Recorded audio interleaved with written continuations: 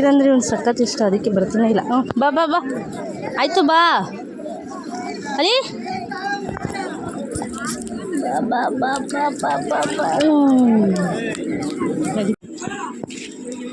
ಏನು ಬರ್ತಾ ಇದೆ.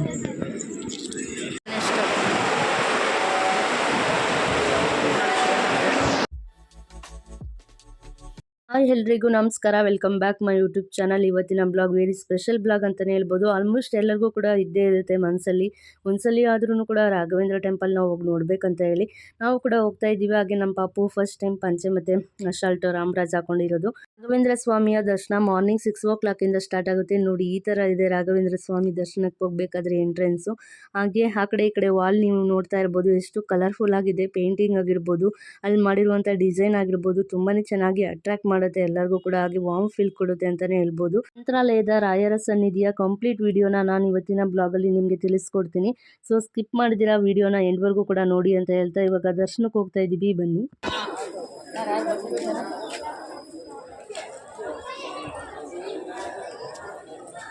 ರಾಯರ ದರ್ಶನ ಮಾಡೋಕೆ ಮುಂಚೆ ನಾವು ಮಂತ್ರಾಲಯದ ಗ್ರಾಮ ದೇವತೆ ಮಂಚಮ್ಮ ಅಂತ ಇದೆ, ಆ ದೇವಸ್ಥಾನನ ನೋಡಿಕೊಂಡು ಆಮೇಲೆ ನಾವು ರಾಯರ ದೇವಸ್ಥಾನಕ್ಕೆ ಹೋಗಬೇಕಾಗುತ್ತೆ. ಅಲ್ಲೇ ಪಕ್ಕದಲ್ಲೇ ಇದೆ, ನಿಮಗೆ ತೋರಿಸ್ತೀನಿ ಇವಾಗ.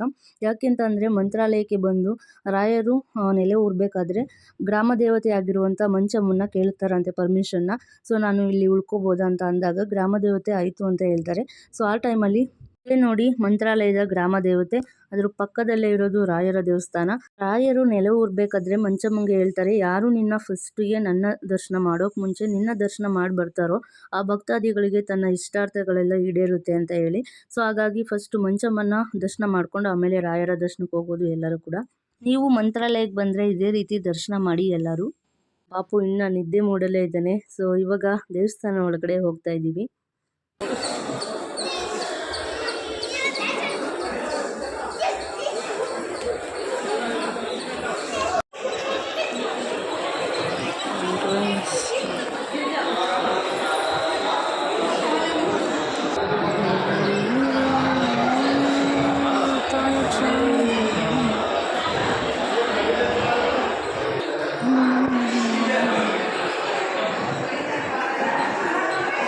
ನೋಡಿ ಇದು ರಾಯರ ಮೇನ್ ಗೇಟ್ ಎಂಟ್ರೆನ್ಸ್ ಈ ಥರ ಇದೆ.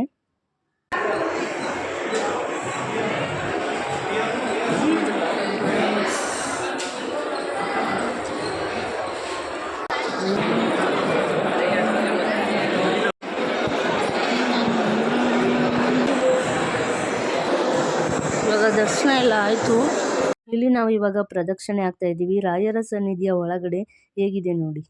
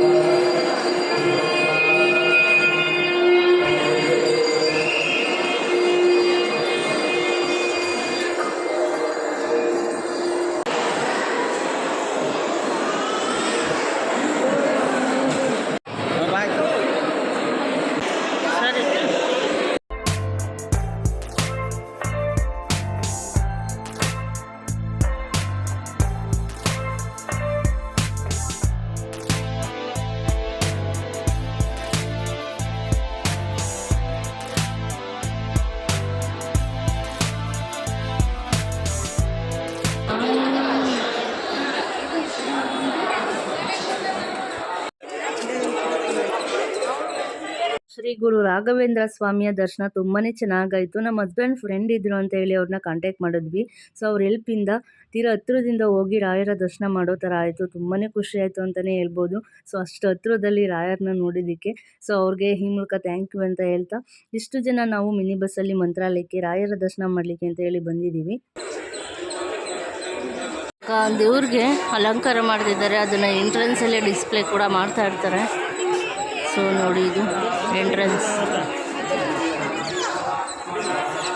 ಫ್ಯಾಮಿಲಿ ಫೋಟೋ, ಗ್ರೂಪ್ ಫೋಟೋ ಎಲ್ಲರದು ಕೂಡ ಫೋಟೋ ಎಲ್ಲ ತೆಗೆಸ್ಕೊಂಡು ಇವಾಗ ಸ್ವಲ್ಪ ಶಾಪಿಂಗ್ ಮಾಡೋಣ ಅಂತ ಹೇಳಿ ನೋಡ್ತಾ ಇದ್ದೀವಿ. ಆದಮೇಲೆ ಶಾಪಿಂಗ್ ಕೂಡ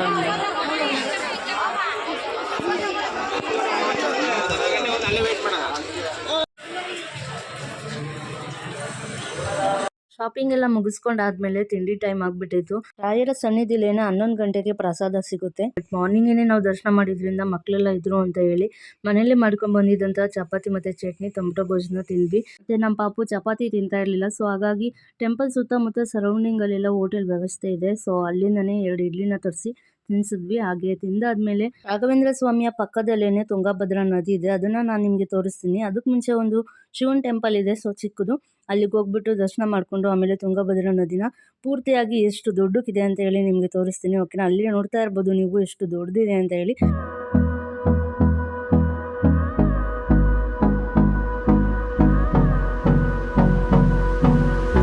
ನೋಡ್ಬಿಡ ಪಾಪು, ನೋಡಿ ಇವರು ನಮ್ಮ ಸಬ್ಸ್ಕ್ರೈಬರ್ಸ್. ನನಗೆ ಗೊತ್ತಿರಲಿಲ್ಲ.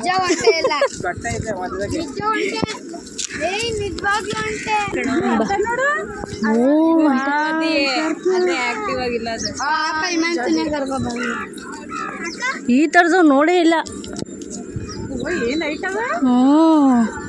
ಒಂಟೆ ಥರ ಬೆಳೆದವ್ರೆ ಅಂತಾರಲ್ಲ ಅದಕ್ಕೆ. ಇಲ್ಲಿ ಪಾಪು ಇದು ಒಂಟೆ ನೋಡು.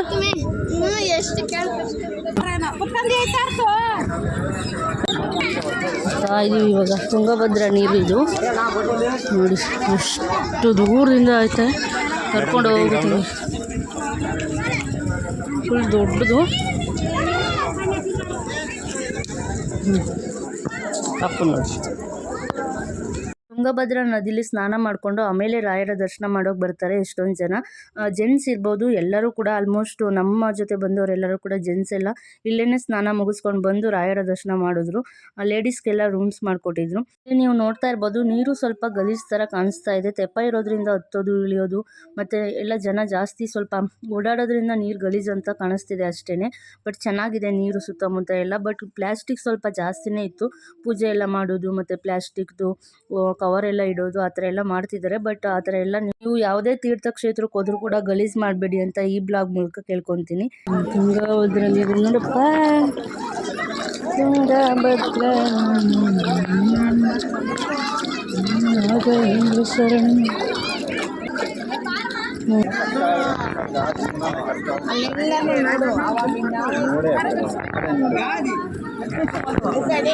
ನೋಡಿ ಹೆಂಗ್ ನೋಡ್ತಾ ಇದೆ.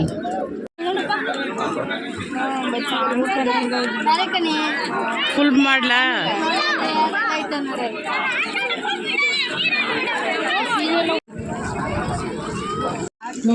ಇದು ಇಲ್ಲಿ ತೆಪ್ಪದಲ್ಲಿ ಕೂತವ್ ನೋಡ್ರಿ. ಇತ್ತು ಇತಾರ್ಥ ಇಲ್ಲಿ ಈ ಕಡೆ ನೋಡು.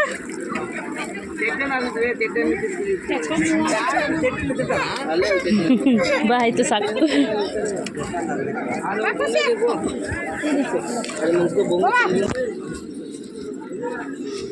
ಹೆಂಗೆ ನಡ್ಕೋತಾ ಇದ್ದೀನಿ ಒಬ್ಬನೇ.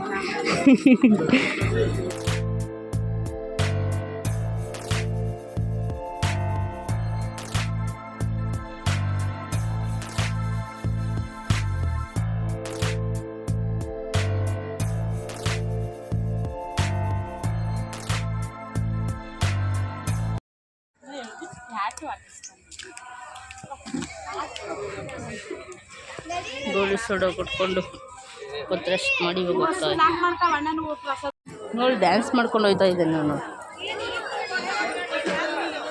ದೇವಸ್ಥಾನಕ್ಕೆ ರಾಯರ್ಗೆ ಮೇನ್ ಗೇಟು ಆ ಕಡೆ ಇದೆ. ನಾವು ಎಂಟರ್ ಆಗಿರೋದು 2ನೇ ಗೇಟಿಂದ. ಸೊ ಹಾಗಾಗಿ ಈ ಕಡೆ ನೋಡಿ ಸರೌಂಡಿಂಗಲ್ಲೆಲ್ಲ ಊಟದ ವ್ಯವಸ್ಥೆ ಆಗಿರ್ಬೋದು, ಅಂಗಡಿಗಳಾಗಿರ್ಬೋದು ಎಲ್ಲ ಇದೆ. ಊಟಕ್ಕೆ ಹೋಗ್ತಾ ಇದ್ದೀವಿ.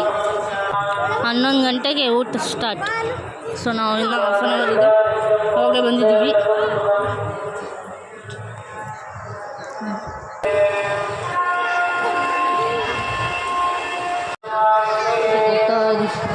ಅಷ್ಟೊಂದೇನು ರಶ್ ಇಲ್ಲ.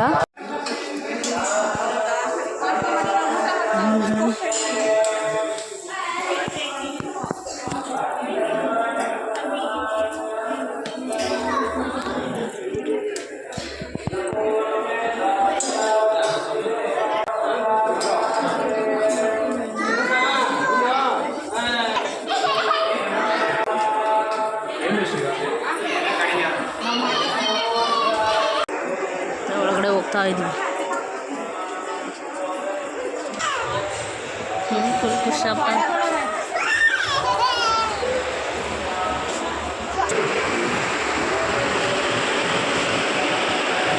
ಹೇಗಿದೆ ದೇವಸ್ಥಾನ?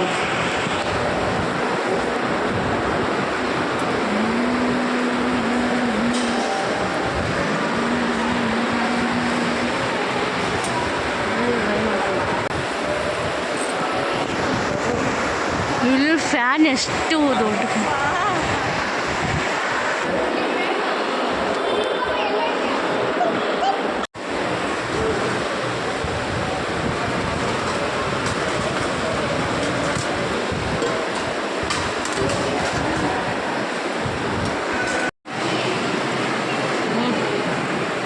ಊಟ ಮುಗಿಸ್ಕೊಂಡು ಬ್ಯಾಕ್ ಟು ರೂಮ್ಗೆ ಹೋಗ್ಬಿಟ್ಟು ಸ್ವಲ್ಪ ಹೊತ್ತು ರೆಸ್ಟ್ ಮಾಡಿ ಆಮೇಲೆ ಹೊರಡ್ಬೇಕು. ಇವಾಗ ದರ್ಶನ ಕೂಡ ಆಯಿತು, ಹಾಗೆ ಊಟ ಕೂಡ ಆಯಿತು.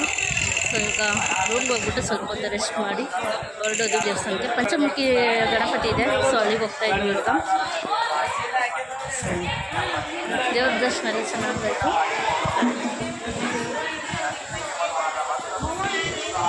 ನಾವು ಮಾಡ್ಕೊಂಡಿರುವಂಥ ರೂಮು. ಸೊ ಇವಾಗ ಅಲ್ಲಿಗೆ ಹೋಗ್ತಾ ಇದ್ವಿ. ನೋಡಿದ್ರಲ್ಲ ರಾಯರ ಸನ್ನಿಧಿಯ ಟೂರ್. ಐ ಹೋಪ್ ಈ ಬ್ಲಾಗ್ ನಿಮಗೆ ಇಷ್ಟ ಆಗಿದೆ ಅಂತ ನಾನು ಅನ್ಕೋತೀನಿ. ಇಷ್ಟ ಆಗಿದ್ದರೆ ಲೈಕ್ ಮಾಡಿ, ಹಾಗೆ ಹೇಗನ್ನಿಸ್ತು ಟೂರ್ ಅಂತ ಹೇಳಿ ಕಮೆಂಟ್ ಮೂಲಕ ತಿಳಿಸಿ. ಹಾಗೆ ನನ್ನ ಚಾನಲ್ನ ಸಬ್ಸ್ಕ್ರೈಬ್ ಆಗೋದನ್ನ ಮರಿಬೇಡಿ. ಮತ್ತು ರಾಯರ ದೇವಸ್ಥಾನಕ್ಕೆ ಬಂದ ಮೇಲೆ ಸರೌಂಡಿಂಗ್ ಪ್ಲೇಸ್ ಯಾವುದೆಲ್ಲ ನೋಡ್ಬೋದು ಅಂತ ಹೇಳಿ ಪಾರ್ಟ್ 3 ಕಂಟಿನ್ಯೂ ಆಗುತ್ತೆ ನೋಡಿ ಅಂತ ಹೇಳ್ತಾ ಮುಂದಿನ ಬ್ಲಾಗಲ್ಲಿ ಸಿಗ್ತೀನಿ. ಅಲ್ಲಿವರೆಗೂ ನಮಸ್ಕಾರ.